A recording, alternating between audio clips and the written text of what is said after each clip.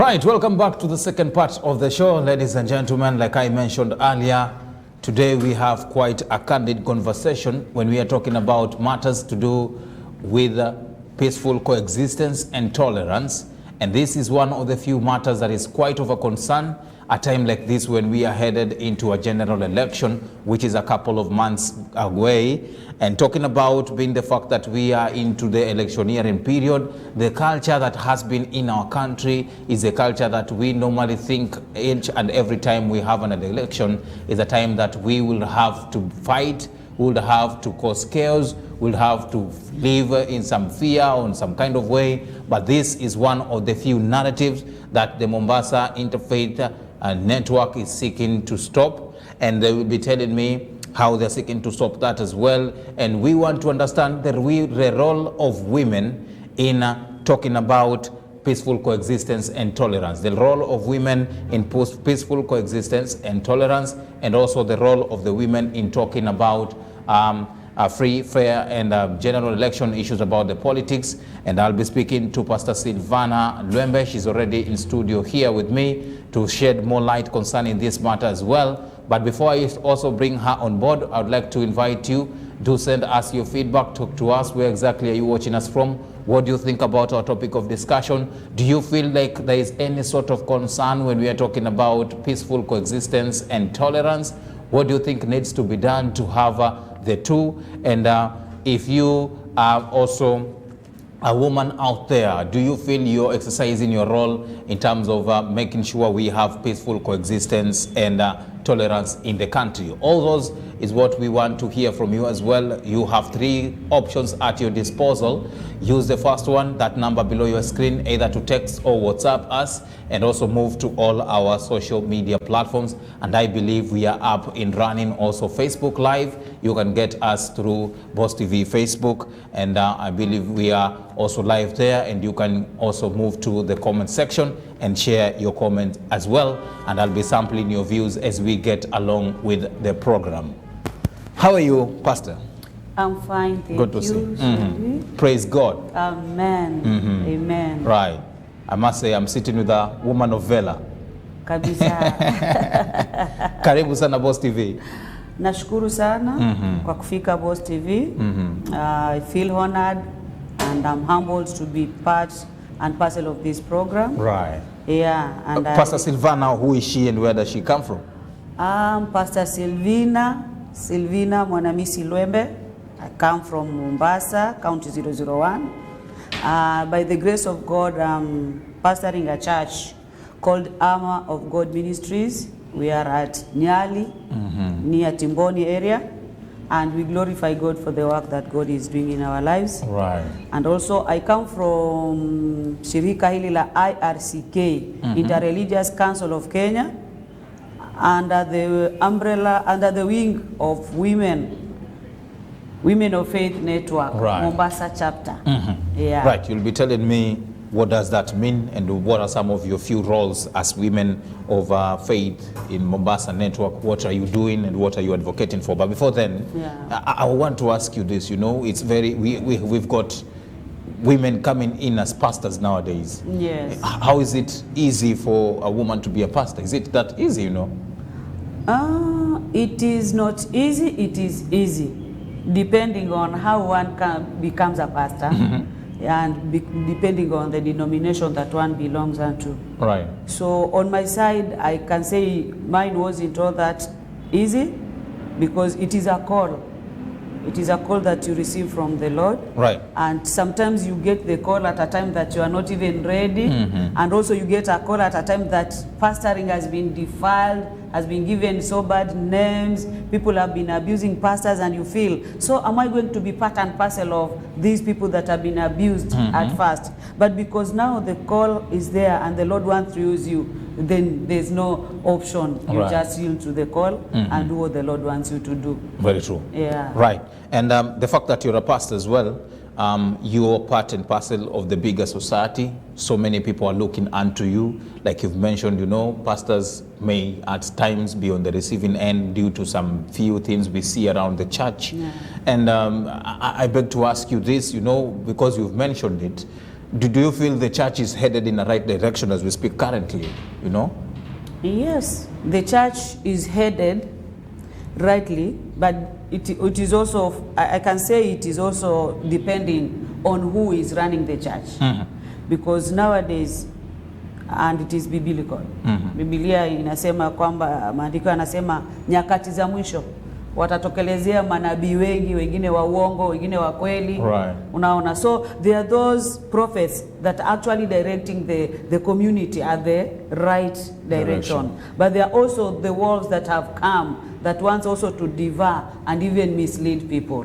Yeah. Right. So we cannot say it is rightly directed because of the drivers. The drivers, everybody comes to drive having his own or her own ambitions. Right. But those that are godly, are divinely called, those that are godly minded, those that are kingdom minded, they actually derive the people at the right. Right. Yeah. And they speak the true gospel. Kabisa. Very true. Yeah.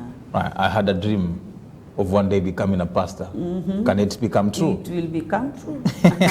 Joseph aliota and was told, he was called the kijana wa ndoto. But at the end of the day, it came to be true. So if you dreamt, right, just cultivate it and you protect it. Very it true. is going to mature. Very right. And coming back now to our topic of discussion, we are talking about peaceful coexistence and tolerance. Yes. And this is one of the few things that you as a network, you've also been talking about. Yeah. But I shed more light concerning this as well. Why are you so much vocal about this? Yeah, this program, ama ishirika ya Interreligious Council of Kenya, mostly was formed when the country was at a mess. Right. Na kukawa hakuna amani, people were just, everybody doing his or her own things. And government ikaingilia kati, and you know when government comes in, doesn't come so cheaply or peacefully. Most of the times wewe shuti maliza. Na tukaona it doesn't help. Right. Now in the religious way, we said we want to use our religious books so that the religious books can bring us together as we sit and dialogue and talk. What does your religious book tell us? So it's all about sitting and dialoguing. And dialogue. You know, when you mention religious, I think of praying and fasting. Yeah, we are praying, we are fasting, but now you cannot come to the community and tell them, let us fast. It is us religious leaders who fast and then go out to the community, dialogue with them, right, sit down with them, negotiate with them so that we can come together, look at the matters pertaining peace. Because without peace in our community, there's nothing that we can do. Right. Yeah, so we use dialogue most of the time, and we thought it will yield fruits. Na kweli imetuzalia matunda kwa sababu tumekuwa wamama ambao tunakuja, tunaongelesha vijana, tunaongelesha wazee, we talk among ourselves first. You know, peace begins with you yourself. If you are not peaceful in your heart, you cannot, uwezi ukatafuta amani. What do you mean peaceful in our hearts? What does that mean? You need to be peaceful yourself. Moyo wako je umetulia? Moyo wako je uko na upendo? Moyo wako uko na amani? Right. Yaani ule utulivu wa moyo. Unaona? So if your heart is not settled, yeah, huwezi ona kila kitu kikiwa kiko sawa. Right. Na utangangana ili ufanye kile ambacho unaona kitasaidia moyo wako. At the end of the day you find yourself doing the wrong thing. So first, peace begins with me, peace begins with you. And then now we come and then we go to another third party, fourth party, and make our place, right, to be a peaceful place. So in a nutshell, you're telling me there is a very big role that the religious fraternity can play in terms of making sure we have peace and coexistence. Shady religious leaders have played a very big role. You remember the war ilikuwa kule Tana River kwa sababu ya mambo na mifugo. Right. Government ilishindwa, but bishops and sheikhs went and they succeeded. Na kukawa na amani na kukawa na utulivu. Siri ni nini? Siri ni kwamba sisi hatuendi kule na bunduki, hatuendi kule na matusi, hatuendi kule kuanza kuwadictatea that this is what you are supposed to do. We sit them down, tunawasikiza. Shida yenu ni nini? Kilio chenu ni nini? Mnapigana kwa sababu gani? you give them time, ample time to explain themselves and to ask, and then hapo ndo utajua vile utakavyoingilia kuwasaidia. After washasema hivyo, sasa unakuja chini unawauliza maswali ambayo majibu watatoa wenyewe. Because if a neighbor, you cannot settle with your fellow neighbor, you fight, you kill each other, it doesn't help. I need you, Shedi, you need me as a pastor. So if you kill me or you kill my children, it does not help. So you listen to their grievances, you want to know what makes them fight, and then now you come to the religious books. What does the Bible say about living together, coexistent, and even kuvumiliana? What does the Quran say? Unaona, na vitabu zetu za dini zinasema nini? And then you get the solution there. Na kila moja akatulia na ikasaidia. Yeah, so religious leaders, actually, we are playing a very big role in making sure that peace exists in our community. Very true. And I'm trying also to think, you've mentioned here that it's all about bringing on board different religions, coming together, talking about peace and coexistence in the country as well. But if you are to begin with wanting to go now and talk to people about this and advocating for peace and tolerance, and the Bible and the Quran maybe have different meanings and interpretations, how do you join the two and come out with one message of peace and tolerance? Okay, at first, what we actually did, this is an interreligious. So interreligious, it means we have so many religion in it. Yeah? Right. So we had intra and inter dialogues. We come together. Even Christians have different denominations. Right. That sometimes they don't understand each other. So we sit down as Christians and talk of the differences. And despite the differences, what brings us together? Right. As human beings or as Christians. Then we dominate on that. And then the Muslims also go their own way. And then the Muslims and the Christians come together. Okay? Right. We talk about the matters that brings conflict in our society. Kwa mfano, there are terms that were being used. Ukisikia Muislamu akisema takbir, Mkristo alikuwa anatafuta mahali anaingia because uko unajua ni mawe yatarushwa. Unaona, because unaona ni makafiri wanauawa. But it was a misinterpretation. When we came into it now in the dialogue, they explained that to us what it meant. And there are other words also in the Christian fraternity that Muslims couldn't understand. Right. There are some practices that we used to do that the other party couldn't understand. But the dialogues and the exchange visits, made us know a Muslim does what he does because of this and this and this. A Christian worships the way she worships because of this and this. And actually made it easy. And when we are now going out to dialogue with the parties that are having conflicts, I don't go alone as a pastor. I go with an ustadhat. Right. Yeah. So I'll explain my part on the Christian end, and the ustadhat will explain her part on the Islamic end. If we have a Hindu, the same. If we have the Kayas, the same. So everybody stands on what he knows or is specialized best. I cannot go and talk of things that I don't understand. Right. So we usually walk hand in hand religious leaders so that we can accomplish the mission. On your side, simply because you're doing the intra and the inter dialogues, and you have to sit down first and understand some of these Bible quotes and the Quran quotes, do you also feel that there is need for the Christian to even have a little know-how over whatever the other side of the Islamic also says about Islamic teachings on peace and tolerance, because this kind of information that you have, most people out there seem not to be having. Yes, there's a very big importance of Christians knowing, and we have been having several meetings, not only as religious leaders. After now getting into the dialogues and the awareness sessions, we also hold other meetings. We call other stakeholders in the church, leaders, Sunday school teachers. Right. Yeah, we have been having such meetings. Now we come, we also teach them, we tell them. The Islams, they teach, the Christians, they teach, so that everybody. Now, when we get a bigger team, now we also send the other team to the community, so it gets grows. bigger and bigger. Very true. Yeah. A time like this that we are headed into a general election, I believe you have a lot to do in preaching the gospel of peace and tolerance, and you've even begun initiatives to talk about peace and tolerance, maybe you can tell us a little bit concerning how do you feel this time is very critical in such a discussion? This time is very critical, and we have been telling Kenyans that elections come after 5 years and elections go. But we remain to be Kenyans, and we remain to be where we are. Shady, after 5 years, you are still in Mombasa. And 5 years will also come, you still remain in Mombasa. Right. Despite where you come from, the tribe or the religion. Now there is no need for us to fight. First of all, know your rights as a voter. What are your rights as a voter? Right. What are you supposed to do? That's number one. That's number one. You know, many a times we don't know our rights. We just come, we are being carried by the politicians, do this and this. Sometimes you are being bought to go and vote in another area that you don't even live there.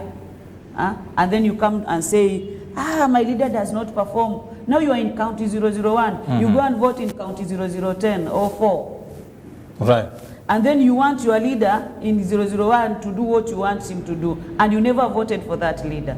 So it is actually very nice for one to know why he votes and the rights of a voter. What are the rights of a voter? And then second, stop being used by politicians, especially our youth, our mothers. You know, right now women are actually on their toes. Yeah, right. Yeah. On their toes. Leso lazima tupewe. Leso utavaa.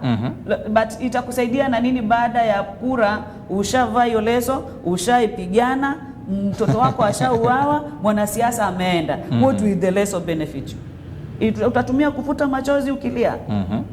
Now people are crying, hakuna pesa. Mwanasiasa yeye anafurahia. Mwanasiasa, ulisikia mwanasiasa akisema hana pesa? You know? So mwanamke ndio vaa leso, vaa dera, vaa kila kitu, but know who you are voting. We need leaders who have integrity. We need leaders who are loyal. We need leaders who can be accountable with the work that they have been given unto. Not just a leader because ni bradhangu, ni mjomba, ni mtoto wa shangazi. Mimi usema even if ni babangu na hapa form, siwezi nikamvotia. Yes. Wewe sasa? Mimi sasa. Kama Pastor Sylvina. And the fact that you're a pastor. Yes. Do you feel there is need for you to talk about telling people to go and vote? There is a very big need because I am a voter and I'm very strong. Is it biblical? Yes. Even in the Bible there was voting. Wakati the widows walikuwa neglected in acts na wakawa hawapati the right share ambao walikuwa wanataka. Right. Kukatemekana kwamba tuchague viongozi ambao watakuwa wanashughulika kugawa hiyo chakula so that the apostles can just dominate in doing the work of God, reading the word and preaching, okay? So walichaguliwa kina Stefano among others. Kwa hivyo election ilikuweko kwa Biblia na itaendelea kuweko. Kuna wale wahubiri, they will tell you that my work is to preach the gospel, preach the word of God, push people to Christ, push people to Allah and what of you.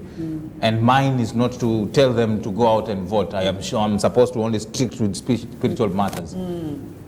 Is that a pastor? What are you trying to tell me? No, spirit is carried in the body. And the Biblia inasema our bodies are the temple of the Holy Spirit. And so long as you are living here on earth and you have this body, the needs of the body must be fulfilled, isn't it? Bila kula huwezi kuwa na nguvu ya kutembea na roho yako haitasaidika. So voting ni muhimu kwa sababu kama hatuna kiongozi ambaye atatusaidia kutengeneza barabara, washirika watakuja aje kanisani? Right. Kama hatuna kiongozi ambaye atainua uchumi wetu, pesa tutapata wapi za kujenga hizi makanisa ndo watu wakuje? Kama hatutakuwa na viongozi ambao wataangalia maslahi na kuwa na amani watu wakipigana, watu wakipigana kuna mtu atakuja kanisani? Will you actually lead them to the church? Right. But if there is peace, there is economy iko sawa, kuna pesa, hata ukija ukiitisha sadaka kanisani, tujenge kanisa, michango, things happen, and then the spiritual inajimanifest yenyewe baadaye. But ukisema you will dominate the spiritual and neglect the physical, you are not doing the right thing because zote zinahitajiana. Ndio maana Yesu hakuja kama spirit, alikuja in a form of a man. Him being spirit, him being God, but he came in a form of a man. and he carried all the futures of a man, and he did everything that a normal man is doing now. Right. Yeah? So ukisema kwamba kazi yako ni kuleta watu tu kwa mambo ya Mungu peke yake, utawaleta kutoka wapi? Kwa sababu ni wawe wametoka manyumbani, hawatatoka mbinguni, hawatatoka juu ya hewa. Right. Kwa hivyo kama hauna nyumba mzuri, kwa sababu uongozi ni mbaya, hakuna freedom of worship because of choosing leaders ambao wanafinyilia watu wasiabudu, utawaongoza aje wale watu katika maeneo yao? That's the biggest question. Now, I want to take a short break here. But before then, there is this matter that, you know, most of the Christians and the people who go to mosques are the same people who are causing lack of peace and coexistence. And the people are the same people that you are preaching to. Are you fighting something that is it a war that you're not winning in terms of making sure that people live in harmony, peace and tolerance here? It is a war that we are going to win, or we have already begun winning, because it is not the first time. I remember the last election, we had a very good time moving to the grassroots, talking to our fellow Christians and Muslims, and kulikuwa na ile notion ya kwamba piga kura, linda kura. I think you remember. Right. And we told the youth and hakuna kulinda kura. You come from our churches, you come from our mosques.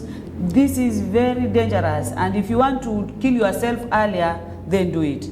And as we talked, Mombasa ilikuwa inaangaliwa as the hot spot ambao watu watapigana sana, but you never had any kind of, even with the repetition of the votes. Right. So we are on a winning side because we believe, we talk to people who are mature, we talk to people who know what peace means. Right. Yeah. And they have also been victims.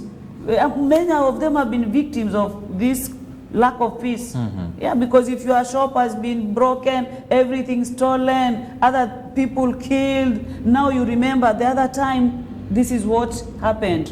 Now if I don't even be careful, worse may come. So we are winning because in the church we are talking to them, in the mosque we are talking to them. Right. Na tunaona kwamba moto umeanza kushuka, wale ambao wako pia wana ukaidi wameanza kuelewa maana ya amani ni. Yeah. Right. As a woman, Yeah. do people listen to you out there when you're talking about this stuff? It is a good question, Shedi. Okay, initially it was very difficult for women to be heard or to be listened. Very difficult.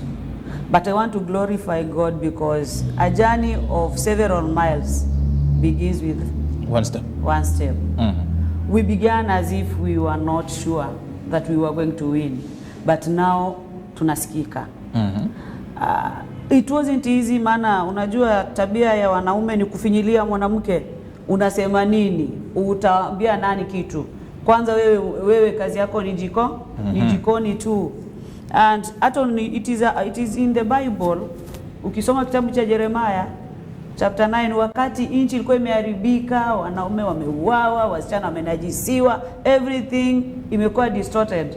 Hapo ndo nabii mwisho aliweza kusema kwamba nitafutieni wanawake wanaoweza kuomboleza, wanaojua kulia, walio na ustadi wa kuomboleza, ili wakaweze kulia na kuomboleza kwa ajili ya nchi yetu. Unaona, baada ya vitu zikiwa zimeharibika kabisa. Right. So now hapa wababa walikuja kuona, even in the interfaith they began with men first, bishop and masheikhs. Right. Alafu wakafika mahali wakaona our voice is not enough without ladies.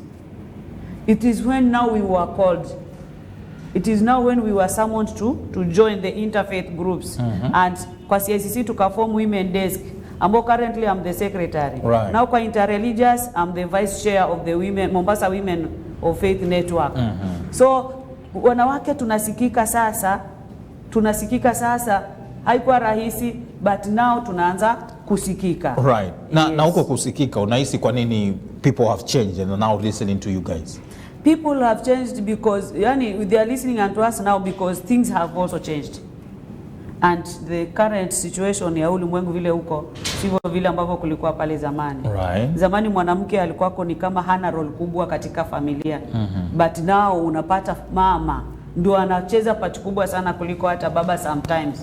Because unaona most of these families zimekuwa tu baba leo yuko kesho hayuko, divorce cases zimekuwa nyingi. Mama ndo akona nafasi kubwa katika kulea mtoto. Right. Mama ndo ameweka mtoto kwa nafasi kubwa ndani ya moyo wake. Baba leo hata mama akifa, kesho anaweza akaoa mama mwingine. Right. Na hata jali kama huyu mama atatreat watoto vizuri ama hata watreat vizuri. But a young lady can decide not to be remarried just to take care of kids na kisha kwamba wanaishi vizuri. Now that role, that love that a mama has, inapatia hata wa vijana motisha ya kwamba kweli huyu mama akiongea, huyu mama ni tumsikize, kwa sababu kama si huyo mama kutusaidia, tusingekuwa tumefika pale tumefika currently. So the love that a mother has to the community, to the children, to the fathers, ndio ina compel mpaka wa baba inabidi wafanye nini? Waweze kusikia. Na pia it is also biblically and it is also in the Quran.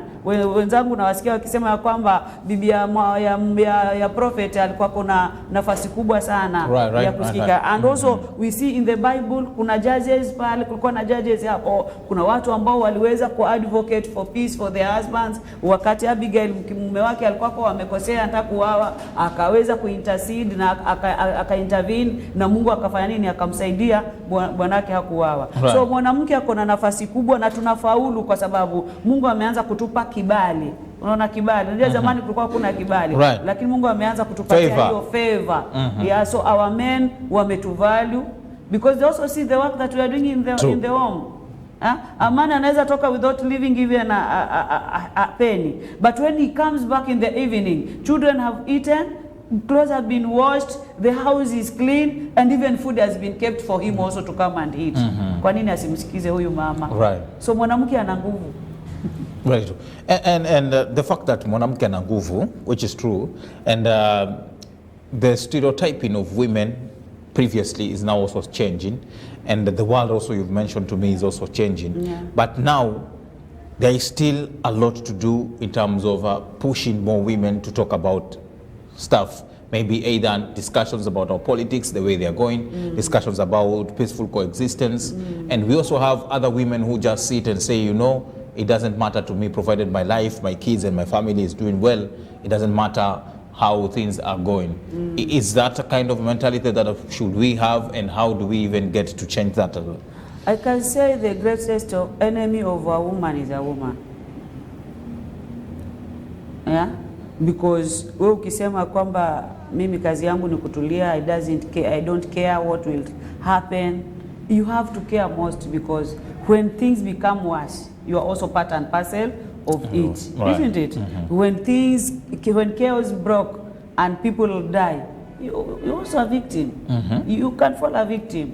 So ni vizuri kwamba mwanamke aweze kujitokeza, na naweza kusema kwamba sisi wanawake tukipendana na tukikubaliana kufanya jambo, we can do wonders. Lakini mwanamke tusipopokeana na kuambiana tufanye kitu kwa pamoja, we can do the worst. Kama unanielewa Shedi, mwanamke anaweza kuvunja nchi kwa dakika moja, mwanamke anaweza kuijenga kwa dakika moja. And the power that we have ndio imetufanya tumekuja pamoja sisi kama women of faith. Yeah? Tumekuja pamoja kama women of faith, that we dialogue, that we speak to each other. We have the same commonalities, despite of your religion, despite of your tribe. We share the same hospitals, we share the same water points, we share the same shops, we share the same schools, our children share the same schools. There is a need for us to be vocal. Long time ago tulikuwa tunaogopa kutoa sauti, unapigwa, unachapwa, unafanya kila kitu, unajificha chini ya mvungu. But saa hizi ni wakati wa kutokelezea. We shout. When our voices are heard, then things will come to change in our community. So now with the women of faith, we come together. The group tunaweza sema tulianza wachache, but saa hizi pia kuna other NGOs ambazo zimejitokeza za sauti ya wanawake. Muhuri wamesaidia wamama, Kekoske wanasaidia wamama, others tuna network ili kwamba huyu mwanamke apate sauti, aweze kuwa incorporated also in the decision making program, so that huyu mwanamke anaweza pata platform ya kuongea na kuleta amani na kuhamasisha na kuendeleza shughuli zetu za umma. Right, very true. Now, the fact that we are headed into a general election, what do you wish as a woman, as a woman of God, what do you wish to see? Mimi kwanza I wish, kwanza Shedi, kuna mambo ambayo hufanyika wakati wa election ambayo mimi kama mtumishi wa Mungu na laani. Kuna wamama wenye upeana wasichana wadogo kwa politicians kwa sababu wanataka kusimamia viti fulani. Sasa wale politicians wa kiume wanakuambia, if you want us to give you an easy way, just find us ladies, young ladies that we can have fun with them, that we can. Unaona, unapata huyu mwanamke anaenda anatafuta wasichana wa wenzake akiwapelekea wale politician.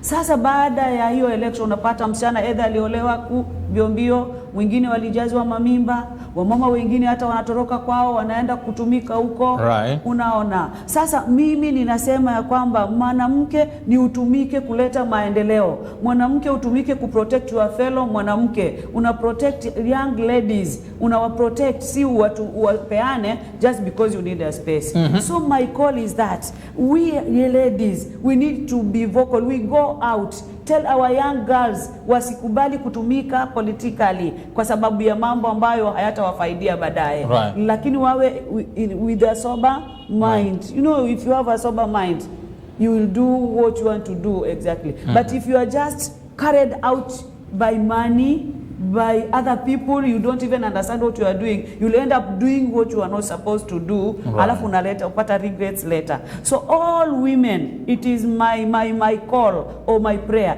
that all women watatulia this time. Yani usione mwanasiasa ukaona ni kama yeye ndo heaven yako. You know, you can see a politician and you think, shida zangu zote zimeisha, mambo yangu yote yametatuka. Hapana. Yeye atakuja atakupatia kama ni 200,000 zitakupeleka wapi? Hazimalizi hata wiki 2. Right. You know. So all ladies, all women, all young girls, hakikisha kwamba tunakaa chini, tunatulia, and then tunakuwa sisi peace ambassadors. Kuambia watu we need peace, we need the rights, votes zifanywe at the right way. Na hata tunapanga kuita hawa ambao wanataka kuvai. Right. Yeah, so that we can sit them down. We don't want violence. We need peace in our area. We need people that we are going to produce. Usikuje ukatuambia utatutengenezea hii barabara eti kwa sababu ni kitu ambacho unataka upate nacho kura, and then ukishapata hiyo barabara uikanyagi wala hata uonekane mtaani. Kama uwezo ukaproduce wewe kakando. We need people that are going to give us the services that we need in our lives. And that vigor and that firmness, is it so key when women are supposed to speak out boldly enough? Yes, it is a key. Yes, because if you cannot speak, but you know you speak something that you are sure of. If you are not sure of anything, you cannot speak it boldly. Unaona mtu anasifu mvua yenye imefanya nini? Imemnyesha. And because we are victims, we have been passing through these things, then we need to be bold. So that boldness is there. That sureness is there, that strictness there. We are doing it, si kwa mchezo. Tumemaanisha this time. Ukiona launch the Women of Faith Network juzi. With all that boldness and courage kutembea kuambia watu Mombasa that women are there. And they are not here to joke. They are here seriously to accomplish what their vision is in matters pertaining peace. Right. Yeah. Very true. The fact that you have launched the Women of Faith Network, and you've mentioned to me here about politicians. If politicians are watching you right now, how serious should they take women in matters about leadership? We want politicians to take women seriously in matters of leadership. The spirit of undermining ladies and taking them for granted, that time has passed. Now women have woken up. Sio wale walikuwa wakibeba mitungi kina yule mama alienda kutana na Yesu pale kisimani. Msamaria aliacha mtungi, hata hakujua mtungi umekujaje. Akaenda akasema njoni mumuone. Sasa aliyeniambia siri zangu zote. We are that kind of women now. So the other people, the politicians need to give us way. They need us to give us high ranks in the government, so that we can also be part and parcel of haya maendeleo. Si eti tulikuwa tunapewa zile za kufanya kupewa. Watuchukulie sasa sisi ni watu ambao we can also make it, we can sit on higher ranks, we can sit on higher offices and produce. Right. Na mwanamke ukimpatia cheo jamani ana produce. Right. Hafanyi juu, anafanya akiwa serious. Vile anafanyanga kwa nyumba yake. Sije kwa jipigia upatu. Mimi ninajipigia because I'm a pastor, right. and I know I do produce. Yeah, I do produce, right. on my side. Very true. No. When we are talking about women and leadership, we normally have this kind of feeling, and though it's slowly changing and people are now trying to embrace women in leadership, and now we are headed into a general election, women are being called to come out and fight for different positions. Why is this clarion call coming now, and how do you feel as a woman seeing women coming out as leaders as well? Okay, women are leaders, are leaders, but kulikuwa na hiyo kifungo ya culture. Our culture, a woman should shut up. And also there are biblical yenye kina Paulo walikuwa wanasema wanawake wasiongee, and also in the Islam that a woman cannot speak in front of a man. So women in leadership was a very, yani kitu ambayo isingekubalika. But now, as we said, the world is changing and everything is changing. Women now are getting platform in leadership. Right. So it is very much vital to put ladies or women in leadership, because wherever there is a woman, there is direction. Wherever there is a woman, there is calmness. Wherever there is a woman, there is production. If you leave a woman behind, you leave the products behind. Right. Yeah. So now we advocate for, especially nilikuwa nakwambia ninasoma saizi mambo ya leadership theology. I'm doing a degree course currently. And imenisaidia because there are so many things that I have learned as a leader. Right. Yeah, so leadership in women should be advocated. Now we are entering into election. Tukatae zile vyeo za kupewa wa mama eti sasa hii ndio ilibaki haina mtu, Pastor Sylvina chukua hii. Hapana, niko na power ya kwenda mimi mwenyewe kufanya kwa debe. Na kwa sababu wamama tuko wengi na tumeamka saa hizi, tutapatia wamama nafasi katika nafasi kubwa za kisiasa, right. So that they can also stand there na watuongozi. Right. Yeah. We have tuna asilimia kubwa sana ya votes, right. We ladies. Do you have confidence in women leadership? Yeah, we have confidence in women leadership. Though we have a cry that when ladies are taken there, they should know why they have been sent, right. to do. Because most of them wakifika kule wanaanza kusahau, wanaingiliana na mambo mengine, and then they forget that walitumwa kwenda kuwakilisha sauti, kupaza zaidi sauti ya mwanamke, right. Na kuweza kusaidia mwanamke mwenzake. Ameanza kuingiliana na wababa sasa. Kama ni kusakata dansi, ni kusakata dansi. Kama ni matusi kutukana, na yeye anatukana. Kama ni kuvaa, alikuwa anavaa vizuri decently kiasi, sasa anaanza kuvaa kama yoyo. Anatoa ile hadhi ya mwanamke. You begin to think, kwa nini nilimpeleka yule ama tulimvotia? Yeah. So tuko na imani nao wale ambao wanadumu kuweza kulinda dignity zao, right. Na kufanya kazi zao kwa uaminifu, they are doing quite well. So we actually have that belief that when we incorporate more in the leadership board, then we shall see also more results pertaining right. to what. So you are telling me Kenya can be a better place if we have more women into elective positions? A very better place. Not only a better place, but do you see us having a female president in future? Very soon. Very soon? Very soon.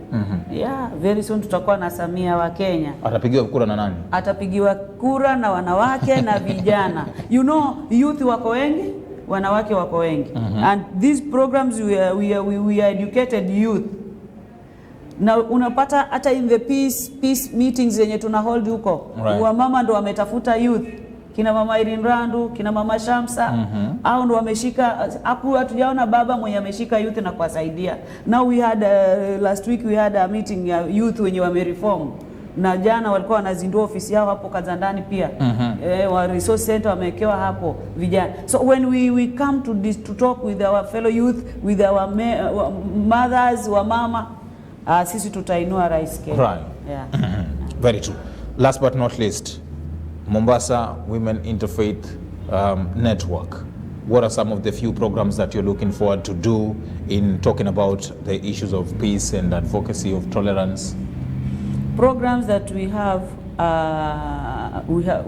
the programs that are before us, we are planning to have an awareness session with our youth, because most of the youth wamekataa kusoma. Right. Wana wale vijana wamekataa kusoma na wamekataa kusoma kwa sababu zao zenye wanasema. So we are planning to be having more meetings with the youth, kuwaeleza umuhimu wa kusoma, kuona kama tunaweza pata hata donors wenye wanaweza wasaidia wakarudi shule, because wakisoma ndo watasaidika. We also have various meetings with the ladies kuwa capacity build ya kwamba you can do it, you can make it. Wewe usijione wewe ni mwanamke tu duni, wewe ni mwanamke mwenye unaweza, uko na hadhi na uko nazo futures za kukusongesha mbele. So hizo mikutano za kuweza kuhamasishana, mikutano za kuambiana, hata kama tuko na mikutano mingine hasa wamama wa Kiislamu tunataka tukae nao tuweze kuongeleshana nao mambo ya premarital, kabla hawajaingia kwa ndoa. Unajua sisi wa Kristo tuna counseling programs. But wenzetu wanaingianga tu, unapata kijana amepatana na msichana leo, kesho harusi tayari, hata hajui jinsi ya kwenda kuishi na huyo msichana. Baada ya siku 2 divorce.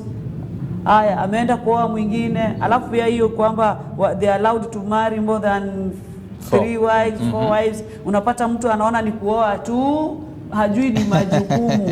So kuna hazo mafundisho ambayo tunataka kuya incorporate kwao, ya wajue, ili kupunguza hii mambo ya divorce na single parenting, because sasa mtu anaolewa, anazalishwa watoto 2, ashatupwa, ameenda kuolewa mwingine, unaona amekaa ametupwa hivyo. So we want to advocate for that, we bring more teachings, more lessons on that, so that society yetu inaweza kuwa society. Unajua ndoa zikidumu bwana, naam, ndoa zikidumu, ndoa zikiwa na amani, kanisa imesimama, msikiti umesimama, hata hizi kazi ambazo tunazifanya zinasimama, na hata hizo vita ambazo zinakuanga nyingi zinapungua. Lakini mtoto akilelewa na baba peke yake, anakosa mama. Mtoto amelelewa na mama peke yake, anakosa, hapati mafundisho yale ambayo yanatakiwa. Ndio mtoto anaruka tu, anakuwa vile ambavyo anaamua kuwa. Right. Yeah. Thank you so much.